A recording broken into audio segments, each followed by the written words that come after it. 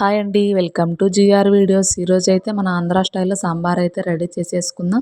ముందుగా అయితే కాఫీ గ్లాస్తో కొంచెం బ్యాళ్ళు తీసేసుకొని చింతపండు అయితే నానబెట్టేసుకున్నాను. తర్వాత బీన్స్, ముల్లెమ్మగడ్డలు అయితే తీసేసుకున్నాను. సాంబార్కి అయితే ముఖ్యంగా ఇవేనండి. తర్వాత బ్యాళ్ళు అయితే పొయ్యి మీద పెట్టేసుకొని బాగా ఉడకబెట్టేసుకోవాలండి. కొంతమంది అయితే ఇలా కుక్కర్లో వేసి ఉడకబెడతారు, అలా అయితే టేస్ట్ రాదండి. మనం ఇలా తప్పెళ్ళ అయితే ఉడకబెట్టుకుంటేనే టేస్ట్ వస్తుంది. తర్వాత ముల్లెమ్మగడ్డలు, బీన్స్ తీసుకున్నా కదా, ముల్లెమ్మగడ్డలు అయితే ఇలా చిన్న ముక్కలుగా ఫస్ట్ పైన పొట్టు అంతా తీసేసి తర్వాత చిన్న ముక్కలుగా అయితే కట్ చేసుకోవాలి. తర్వాత బీన్స్ అయితే చిన్నగా మనం పీసెస్ లాగా కట్ చేసి పెట్టుకోవాలి. ఈ రెండు మెయిన్గా మనకి సాంబార్కి అయితే ఉపయోగం అండి. కొంతమంది అయితే మునక్కాయలు కూడా ఇదే ప్రాసెస్లోనే చేసుకోవచ్చు. ఏమంటే ముల్లెమ్మగడ్డలు, బీన్స్ బదులు మునక్కాయలు అయితే వేసుకోవచ్చు. ఇక్కడ వచ్చేసి మా పాప అంటే హెల్ప్ చేయడానికి వచ్చింది. దానికైతే స్కూల్కి రెడీ చేయాలి. నీకు హెల్ప్ చేస్తా మమ్మీ అని చెప్పేసి మధ్యలో వచ్చి ఇలా ముల్లెమ్మగడ్డలు నాకైతే చేతికి అందిస్తుంది చూడండి. మా అమ్మాయి వచ్చేసి ఎల్కేజీ చదువుతుంది. ఇక చింతపండు అయితే రసం తీసి పెట్టేసుకున్నాను. తర్వాత బీన్స్, ముల్లెమ్మగడ్డలు అయితే రెడీ అయిపోయాయి. చూడండి, ఇలా చిన్న పీసెస్గా కట్ చేసుకోవాలి. చాలా మందంగా కాకుండా, చాలా సల్పాగా కాకుండా ఇలా నీట్గా కట్ చేసుకోవాలండి. తర్వాత కొంచెం కొత్తిమీర, కొంచెం కొబ్బరిపొడి, 2 టీ స్పూన్లు అయితే కొబ్బరిపొడి వేసేసుకొని మిక్సీ జార్లో అయితే మిక్సీ పట్టేసుకోవాలండి. తర్వాత బ్యాళ్ళు ఉడికినాయో లేదో చూసేద్దాం. చూడండి, బ్యాళ్ళు అయితే కొంచెం ఉడికేసాయండి.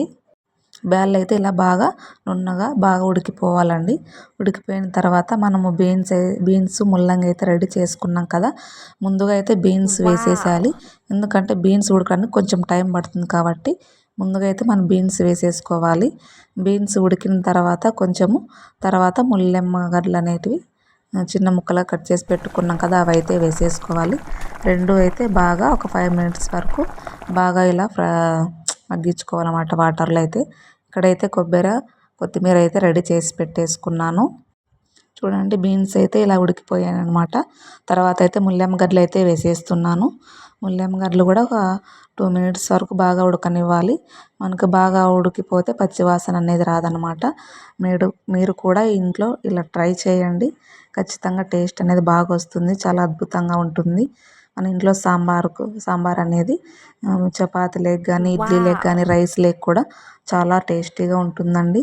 కొంతమంది ముద్దలోకి కూడా ఇష్టపడతారు, ముద్దలోకి కూడా చాలా టేస్టీగా ఉంటుంది. తర్వాత అయితే ఇంక ఉడికిపోయాయి అనమాట. కిందికి దించేసుకొని చింతపండు రసం అనేది అయితే అందులోకి వేసేసుకోవాలండి.